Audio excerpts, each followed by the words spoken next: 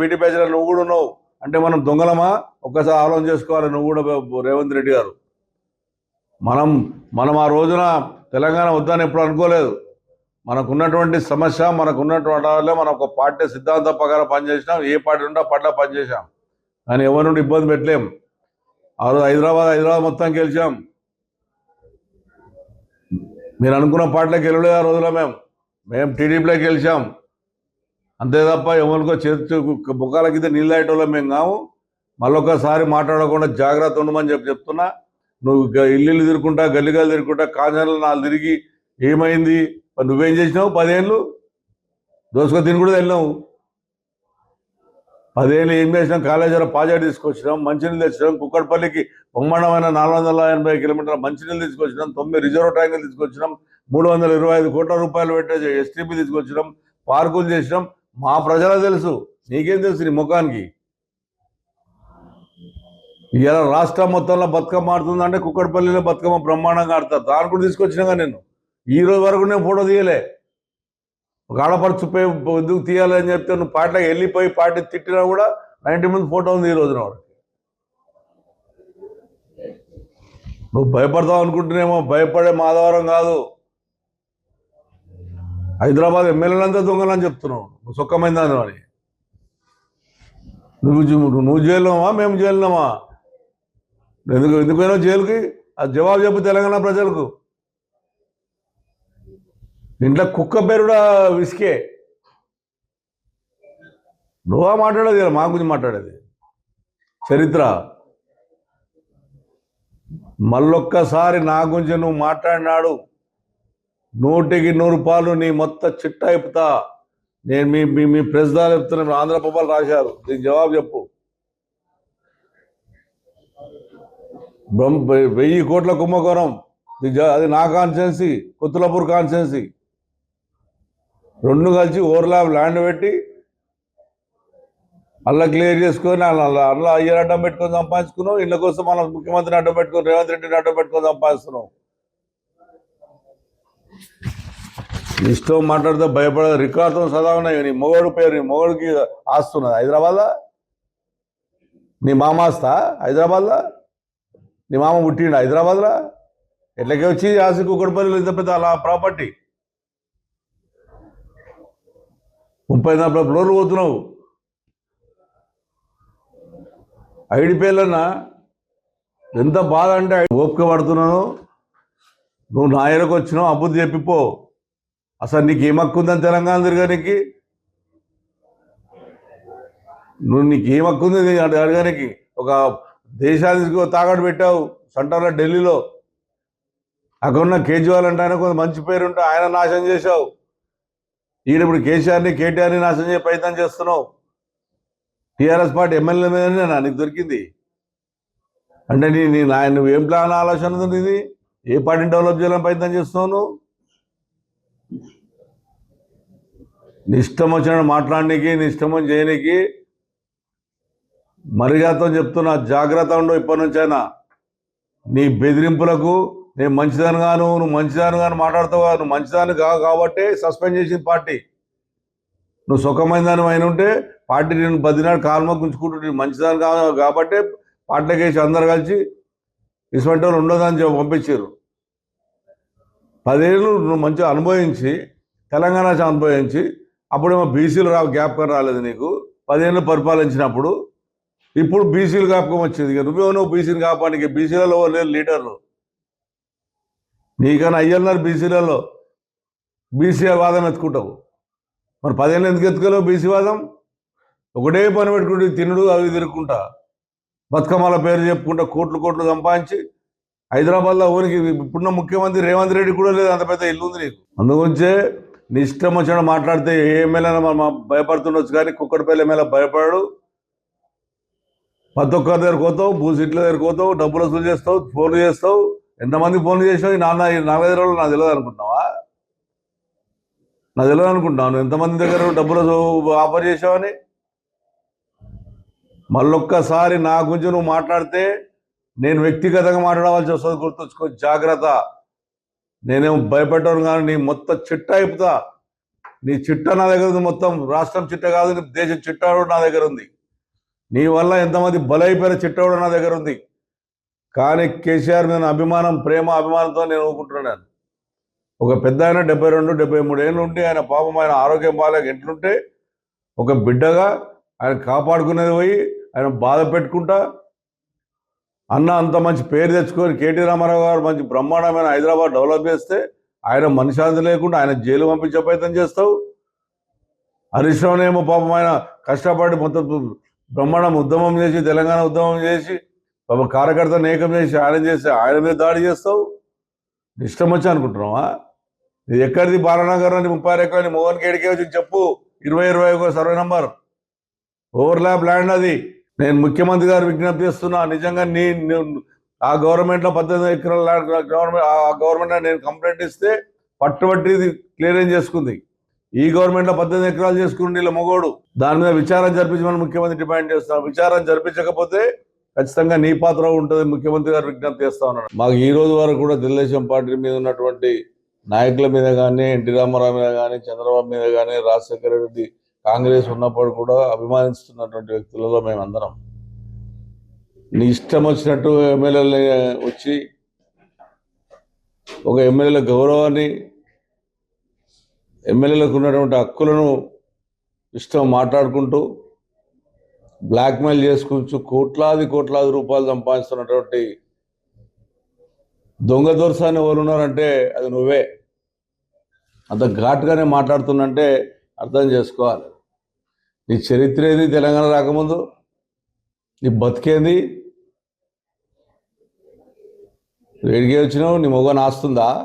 ఇష్టం వచ్చినట్టు మాట్లాడి తిరిగి హైదరాబాద్కి వచ్చి హైదరాబాద్ ఎమ్మెల్యేల మీద, హైదరాబాద్ ఎమ్మెల్యేలు దొంగలా?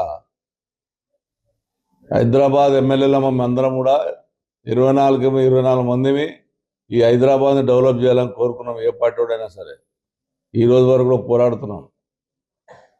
నాకు ముఖ్యమంత్రిగా ఉన్న స్నేహితము చంద్రబాబు తర్వాత ఇప్పుడు ఉన్నటువంటి రేవంత్ రెడ్డికి ఉన్నట్టు స్నేహితం నాకు కోరుతాం లేదు. నిజంగా నీలాగా స్వార్థపరాలు అయితే నాకు ముఖ్యమంత్రికి ఉన్నటువంటి చిన్న కొట్లాట కూడా లేదు. నాకు ముఖ్యమంత్రి రేవంత్ రెడ్డి కూడా అంత ప్రేమగా తిరుగుతుంటాం, టీడీపీలో అంత అభిమానంగా తిరుగుతుంటాం. ఆయన నేను అనేది లేదు, ఆయన నన్ను ఎప్పుడు అనేది లేదు. అంత ప్రేమగా, అంత అభిమానంగా, అందరికన్నా ఎక్కువ బాగుంటుండే రేవంత్ రెడ్డి నాతో ఒక్కతోనే. అయినా కానీ అంత మిత్రుడైనప్పుడు కూడా, అంత కొల్లికైనప్పుడు కూడా మా పార్టీలో నువ్వు చెప్తున్నది మా బీటీ బ్యాచ్ అని, మా బీటీ బ్యాచ్లో ఒక ముఖ్యమంత్రి ఏంటంటే కూడా సంతోషపడుతూ తెలంగాణ ఉద్యమాన్ని తెచ్చినటువంటి నాయకుడు కేసీఆర్ గారి కింద పనిచేయాలన్నటువంటి ఆలోచనతో ఉన్నాం తప్ప ఇతర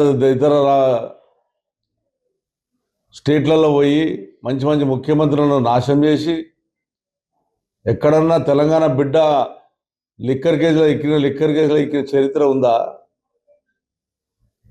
నువ్వా ఇలా మా ఎమ్మెల్యే గురించి మాట్లాడిన తర్వాత హక్కు 4 దివ్యాంగానే అయిపోతుందా? కుక్కట్పల్లిలో 3 సార్లు గెలిపించారు, 46,000తోని, 48,000తోని, 72,000 గెలిచినామంటే ప్రజల అభిమానం, ప్రజల ప్రేమ అభిమానంతో గెలిచినటువంటి వ్యక్తిని నేను. కౌన్సిలర్గా గెలిచాను, వైస్ చైర్మన్గా గెలిచాను, 3 సార్లు ఎమ్మెల్యే గెలిచాను. 86లో ఆ రోజున ఉన్నటువంటి ఎలక్షన్లో బిఎంఎస్కు టీఎన్టీఎస్కి ఎలక్షన్లు అయితే మేము టీఎన్టీసీ గెలవాలని చెప్పి జనరల్ బాడీ మీటింగ్లో నేను ఒక స్టేట్మెంట్ ఇచ్చాను. ఆ రోజున నేను నీట వల్ల ఈడ టీఎన్టీసీ నల్లగొండ గద్దరుద్దాని ఆ రోజు అనుకున్నా నువ్వు నీ చరిత్రని పౌరుపాలైందులో తెలంగాణ అన్నది మొత్తం ఏమైనా చూసుకుంటా. ఏ షాప్ రోజులు లేవు, ఏ బట్ట షాప్ వదలేవు, ఏ బంగారు షాప్ వదలలేవు. ఇలా మేము కబ్జాదారులమ్మా. నేను ఇంద్రనగర్కి నాకు 4 రోజుల కింద ఫిక్స్ అయింది నాకు ప్రోగ్రాం. నాకు అక్కడ ప్రజలను కాపాడింది నేను. ఆధీనంలో ఉన్నటువంటి ఐడిపి ఆధీనంలో ఉండి నిరుపేదలు బాధపడుతుంటే ఈమె వస్తుంటే భయపడ్డారంట. నీ అటువంటి కుక్కలు మస్తు వచ్చిపోయినా నా దగ్గరికి. ఇక్కడ నా కుక్కడపల్లి ప్రజలు నాకు దేవుళ్ళు, వాళ్ళకు పొద్దున లేచి పాదాభివందనం చేస్తా. వాళ్ళందరి నుంచే నన్ను ఈ రకంగా గెలిపించారు, నా నీతి నిజాయితీని. బ్లూ సీట్లు కనబడితే వసూలు చేసేదానికి నీకు అలవాటు ఉంది, ఎవరికి అలవాటు లేదు. నీ మీద నిజంగా ముఖ్యమంత్రి గారు కానీ సెంట్రల్ గవర్నమెంట్ కరెక్ట్గా సీరియస్గా తీసుకుంటే నీ సంగతి ఏంటో, నీ మొగోని సంగతి ఏంటో మొత్తం బయటకు వస్తాయి. ఇష్టం వచ్చాడు మాట్లాడితే భయపడ్డాడు వాళ్ళు లేడు. 6 గంటలు లేదు కూర్చుంటాను నేను, చూడండి 6 గంటలు లేదు కూర్చుంటా ప్రజల కొరకు. నాకు చరిత్ర ఉంది. ఈమె వస్తుందంట, భయపడిపోయినామంట. ఈమె తిరిగి ఏం చేసినావు? 307 పోయినావు, రిలీజ్ చేసినావు, అక్కడ ఎమ్మెల్యేని తిట్టావు, ఎలా అరేంజ్ చేసినావు? కథం, దాని గురించి వాళ్ళ మాట్లాడేది లేదు. ఇంకో ఎమ్మెల్యేని తిడతావు, ఎమ్మెల్యేలతో ఆదో సటన్ చేసుకుంటావు. నీ మంత్రి పదవి ఎవరు ఇచ్చినావు? మంత్రి పదవి ఎంతమందికి అమ్ముకున్నావు? మంత్రి పదవులు తెలియదా మాకు? మీ నాన్న అంటే ఒక గొప్ప పేరుంది. మహాత్మా గాంధీకి ఏ రకంగా పేరుందో కేసీఆర్కి అంత మంచి పేరును సర్వనాశనం చేసావు. కేటీ రామారావు హైదరాబాద్ డెవలప్ చేస్తే, కేటీ రామారావు చేసేటువంటి గొప్పతనాన్ని హైదరాబాద్ నాశనం చేస్తే కేటీఆర్ తిడుతున్నావు నువ్వు. హరీష్ రావు అయితే ఎప్పుడు ఎలగొట్టాలి? నీ ప్లాన్ ఏందో తెలుసా? మీకు చెప్తున్నా విలేకరు, మేమే ప్లాన్ ఏందో రికార్డర్ వేయండి కావాలంటే టీవీలలో. ఈమె ప్లాన్ కూడా పెద్ద 1 year నుంచి మీకున్నటువంటి హరీష్ రావు పార్టీ ఎలగొట్టాలి. వాళ్ళన్నను ఏదో రకంగా రేవంత్ రెడ్డిని పట్టుకొని లోపల వేపియాలి. అప్పుడు ఇవి నాయకత్వం మార్చుకొని రాష్ట్రంతో తిరిగి దోసుకొని తిందామనే ప్రయత్నంలోనే ప్రతి ఒక్కరిని టార్గెట్ చేసుకుంటా పార్టీని సర్వనాశనం చేయడానికి ప్రయత్నం చేస్తుంది. నీ వంటోళ్ళు, నీ 100 మంది వస్తున్న ఏం కాదు. నీకు తగిన పాఠం ప్రజలకు బుద్ధి చెప్తారు. నువ్వు గెలిచింది ఒక్కసారి, సెకండ్ సారి గెలవ చేత కాలేదు నీకు. నీ అత్తగారింటి దగ్గర 10 మంది ఎమ్మెల్యేలు గెలిచిరు, నువ్వు ఓడిపోయావు. మనంత పెద్ద ఉద్యమకారుల మీద అంత ప్రేమ అభిమానం ఉంటే ఎమ్మెల్సీ తీసుకోకుండా నువ్వు ఇయ్యనుండి, నువ్వు ఉద్యమకారానికి బీదోనికి ఇయ్యనుండి వద్దన్నాడు. మేము ఏమన్నా ఉద్యమం చేసామని చెప్పినామా? నేను చెప్పాను ఎప్పుడైనా ఉద్యమం చేసినా? నా జీవితంలో ఉద్యమం చేసినా ఎప్పుడైనా చెప్పానా? నేను ఆ రోజున టీడీపీ పార్టీలో ఉన్నాను, టీడీపీ సిద్ధాంతం కూడా పనిచేశాం. అంతేగాని నీళ్ళగా ఆ అబద్ధాలు చెప్పి హైదరాబాద్ ఎమ్మెల్యేలంతా అవినీతి పరులంట. హైదరాబాద్ లేకపోతే తెలంగాణ లేదు. హైదరాబాద్ ప్రజలందరం కాపాడి ఇలా తెలంగాణ రాష్ట్రం బాగుండాలని కోరుకున్న వ్యక్తులు మేమందరం కూడా. ఇష్టం వచ్చినట్టు మాట్లాడుకుంటా, ఇష్టం చేసుకుంటా, నీట వ్యక్తిగతంగా మాట్లాడాలంటే తట్టుకోలేదు తల్లి, గుర్తుంచుకోను. 5 నగర్ ల్యాండ్ 170 ఎకరాల ల్యాండ్ ఉంటే ఐడిపిఎల్ ఎంప్లాయీస్ అందరు కలిసి నా దగ్గరకు వస్తే నేను ముఖ్యమంత్రికి వెళ్ళా. సార్ చాలా నిరుపేదలు ఇల్లు, వీళ్ళు 300 గజాలు ఎప్పుడు 4 పెళ్లి కింద కొనుక్కున్నారు, రెగ్యులరైజ్ చేయమంటే ముఖ్యమంత్రిని ఒప్పిస్తే నేను పొగిలేటి శ్రీనివాసరెడ్డి ఇప్పుడున్న రెవెన్యూ మంత్రి ఇద్దరం కలిసి ప్రయత్నం చేశాం. మంచిగా చేద్దామని చెప్పి ఆయన పొగిలేటి శ్రీనివాసరెడ్డి గారు నేను ప్రయత్నం చేస్తే అడ్డం పడి పెద్దగా ఆఫర్ అడిగితే వదిలిపెట్టినందని. నిరుపేదలను కాకుండా ఐడిపిఎల్ ఎంప్లాయీస్ 100,000 మంది వాళ్ళు అడగని చెప్తారు ఎందుకు ఆ 163 సర్వే నంబర్ 5 నగర్ ఎందుకు అయిందని. రెగ్యులరైజ్ చేసే రెగ్యులర్గా అడ్డం పడ్డది.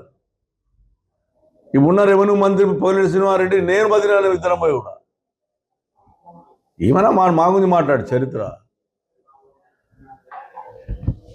వేసుకొని 4 బండ్లు వేసుకొని 4 పిల్లల్ని వేసుకొని తిరిగి రౌడీజం చేసుకుంటా మేము వస్తున్న భయపడతారు. నీ హాస్పిటల్ కుక్కడపల్ల కుక్కలు అని తిరిగిపోతూనే ఉంటాయి, వచ్చి తిరుగుతూనే ఉంటాయి, పోతూనే ఉంటాయి. మా ప్రజలు మాకు దేవుళ్ళు, మా ప్రజల పక్షాలు ఉంటాం, ప్రజలు ఉంటాం. 6 గంటలు వేస్తాం, ప్రజలకు ఏం కావాలో చేస్తాం. ఇప్పుడు కాంగ్రెస్ గవర్నమెంట్ ఉంది, నువ్వు కాంగ్రెస్ గురించి మాట్లాడకుండా వచ్చి టీఆర్ఎస్ పార్టీలో తిరిగితే, టీఆర్ఎస్ ఎమ్మెల్యేలు తిరిగితే నీకు చిత్తశుద్ధి ఉంటే, నువ్వు తెలంగాణ బిడ్డ అని చెప్పుకుంటే, నిజంగా కేసీఆర్ బిడ్డను అనుకుంటే నువ్వు పోయి స్పీకర్ దగ్గర మన చైర్మన్ దగ్గరకు పోయి నువ్వు డైరెక్ట్ డిస్క్వాలిఫై చేసుకో. లెటర్ పంపిస్తారు ఆయన, నీకే తెలియదు అనుకుంటున్నావా? లెటర్ పంపిస్తే డిస్క్వాల్ గారు ఎమ్మెల్సీ ఒరిజినల్గా డైరెక్ట్ పోయి లెటర్ ఇచ్చి డిస్క్వాలిఫై చేసుకుంటారు. మేమైనా మా పార్టీ పెట్టిన భిక్ష నీకు ఎంపీ ఇచ్చింది, మా టీఆర్ఎస్ పార్టీ భిక్ష వల్ల నీకు ఎమ్మెల్సీ వచ్చింది. మేము 2 సార్లు టీఆర్ఎస్లోకి గెలిచినాం, ఒకసారి టీడీపీలో గెలిచినాం. బీటీ బ్యాచ్ మేము దోసుక తినకు వచ్చినామంట, నువ్వు దోసుక తినకు వచ్చినావు అమెరికా నుంచి. మేం కాదు, అమెరికా నుంచి వచ్చింది దోసుకుదిన నీకు. నీ చరిత్ర మళ్ళొకసారి మళ్ళీ మాట్లాడు, నీ చరిత్ర మొత్తం ఇస్తాయి. రోజు ఇదే పని పెట్టుకుంటా నీ గురించి. ఏ జరుగుతుంది మళ్ళొక్కసారి మా మా వాళ్ళ గురించి కానీ, మా పార్టీ గురించి కానీ, మా నాయకుల గురించి మాట్లాడినా వాళ్ళు ఏం చేస్తారో వాళ్ళు చూస్తారు, నేనేం చేస్తాను నా సంగతి నేను చూపెడతా. అవి ఏం తెలుసు అంటే ట్రక్ పార్క్ గురించి ఎన్టీఆర్ స్కూల్ నువ్వు కట్టినావు, మా సొంత డబ్బులు అవి, రమ్య గ్రౌండ్లో. అది గవర్నమెంట్ డబ్బులు కాదు, అది ఆడుకోతావు, అది చెప్తావు కథ. ఆడ పోతావు 307 నుంచి పోతీవి, తిడితీవి, ఉన్న ఎమ్మెల్యే గాంధీని తిడితీవి, తెల్లారిపోతే కథ మా మాటలు బంద్. ఏంది నీది, ఏం చేసుకున్నావు? మళ్ళీ మాట్లాడుతుందా, మళ్ళీ బంద్. ప్రజలకు రేపిస్తారు అని చెప్పావు. 200 మంది గూలబడితే ఏమైంది? ఖచ్చితంగా నీ మీద పోరాడతా. నువ్వు చేసిన కబ్జాలు, హైదరాబాద్ ఉన్నటువంటి ల్యాండ్లు ఎక్కడెక్కడ ఉన్నాయో దాని మీద తీపిస్తా. ఎక్కడెక్కడ ల్యాండ్లు అన్నీ నా దగ్గర ఉన్నాయి రికార్డు. నేను కేసీఆర్ మీద అభిమానంతో ఎప్పుడు మాట్లాడలేదు. నేను నీ తెరువు ఎప్పుడు రాలేదు. నీ తెరువు నేర్చుంటే నా ఇంటి ముందు ఫోటో ఉండకపోతుండే. ఒక ఆడపిల్ల అని చెప్పి తీసుకొచ్చి బతుకమ్మ తీసుకొచ్చి ఆడిపించిన. ఆ రోజు తిట్టిరు కూడా ఎందుకు తీసుకొచ్చిన ఏమైనాని. ఊర్లో ఆడనీళ్ళు ఏమైనా ఆడనేపోతే నన్ను బదిలాడు ఆడిపించిన. ఒక ఆడపిల్లని మెచ్చుకుంటుందా నేను ఇలా ఐదు తెలంగాణలో పైసలు ఇచ్చుకుంటా, 500 300 ఇచ్చుకుంటా, ఎంబడి తెంపుకుంటా, జిందాబాద్లు కొట్టిపించుకుంటా. మేము బీటీ బ్యాచ్ అంటే ఏంటో నాకైతే తెలియదు. మేము పక్క తెలుగుదేశం పార్టీల నుంచి టీఆర్ఎస్ పార్టీలకు కేసీఆర్ గారు అభిప్రాయం మేరకు తెలంగాణ రాష్ట్రము ఏర్పడ్డది కాబట్టి, తెలంగాణ రాష్ట్రాన్ని ఆంధ్రప్రదేశ్ విడిపోయింది కాబట్టి వచ్చినాం తప్ప ఏదో స్వార్థాల కొరకు ఏదో వస్తుంది మాకు అని చెప్పి మేము రాలే. మాకు మంచి కాంగ్రెస్తో పోరాడినాం. మేము కాంగ్రెస్ వ్యతిరేకంగా ఉంటున్నటువంటి దానిలో మేము ఒక నంబర్ని. మాకేమో ఢిల్లీలో పరిచయాలు లేవు, దేశం దగ్గర పరిచయాలు లేదు. తెలంగాణ బిడ్డలు ఒక సమర్థమైన పోరాటం చేసి ఆడపిల్లల కాడకేసి వాళ్ళు ఒక సాగల ఐలమ్మలాగా పోరాటం చేసి ఆడపిల్లలు, మోపిల్లలు, తెలంగాణ రాష్ట్రంలో ఉన్నటువంటి ఉద్యమకారులు, కళాకారులు అందరూ చేసేటువంటి తెలంగాణ కేసీఆర్ గారి నాయకత్వంలో తెలంగాణ రాష్ట్రం ఏర్పడింది. చరిత్రలో తెలంగాణ రాష్ట్రం నుంచి దేశం గురించి పోరాడినటువంటి వాళ్ళు ఉన్నారు, కానీ లిక్కర్ల గురించి పోరాటం చేసి లిక్కర్ల గురించి గెలిచినటువంటి చరిత్ర మా తెలంగాణ బిడ్డలకు లేదు. మరి ఆఖరికి ఇంట్లో పెంచుకున్న కుక్క పేరు కూడా విస్కీ, కుక్క పేరు కూడా. నా చరిత్ర గురించి మాట్లాడంత అర్హత, హక్కు నీకు లేదు. నువ్వు చాలా నీ చరిత్ర చెప్పాలంటే నాకు, ఎందుకంటే కేసీఆర్ గారు, నాకు కేటీఆర్ అంటే చాలా అభిమానం. నేను గిట్ట నీ చరిత్ర ఇప్పాలని స్టార్ట్ చేసిందంటే నువ్వు బతకవు, ఉరిపెట్టుకోబోతావు. నువ్వు అటువంటి చరిత్ర గల ఈనురాలను నన్ను నువ్వు మాట్లాడేంత అర్హత, నా స్థాయి. నేను 5 సార్లు గెలిచాను, ఒక్కసారి గెలవలే. నేను ఒక ఎంప్లాయీ. నేను తెలుగుదేశంలో కూడా క్రమశిక్షణగా పెరిగి వచ్చాను తప్ప ఈయన కూడా అదే క్రమశిక్షణతో ఉన్నాం.